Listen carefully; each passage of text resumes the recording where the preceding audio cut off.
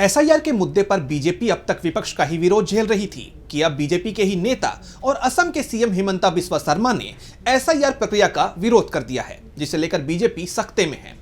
दरअसल अगले साल होने वाले चुनाव से पहले चुनाव आयोग राज्य में एसआईआर कराने की तैयारी में है, जिसे लेकर असम के सीएम ने इस पर विरोध जताया है।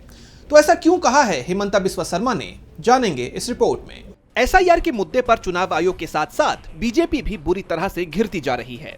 बिहार में स्पेशल इंटेंसिव रिवीजन यानी एसआईआर की प्रक्रिया अंतिम चरण में है, लेकिन विपक्ष इसका तीखा विरोध कर रहा है। वहीं पश्चिम बंगाल और तमिलनाडु में भी इस प्रक्रिया का शुरू होने से पहले ही विरोध हो रहा है और अब खबर है कि असम में भी चुनाव आयोग एसआईआर की प्रक्रिया शुरू करेगा। लेकिन सबसे चौंकाने वाली बात यह है कि बीजेपी के ही नेता और असम के सीएम हिमंता बिस्वा शर्मा ने एसआईआर का विरोध कर दिया है। शर्मा का कहना है कि एसआईआर से घुसपैठ की समस्या का हल नहीं निकलेगा। दरअसल असम में अगले साल विधानसभा का चुनाव होना है। उससे पहले चुनाव आयोग ने राज्य में एसआईआर की तैयारियां शुरू कर दी हैं। इसको लेकर बूथ लेवल अधिकारियों की नियुक्ति और ट्रेनिंग भी शुरू की जा चुकी है।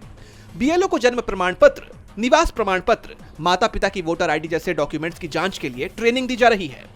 उधर शर्मा का तर्क है कि सुप्रीम कोर्ट की निगरानी में तैयार एनआरसी की फाइनल लिस्ट ही असम में वोटर लिस्ट का आधार होना चाहिए। शर्मा ने साफ साफ कहा कि एसआईआर असम की समस्याओं का समाधान नहीं कर सकता।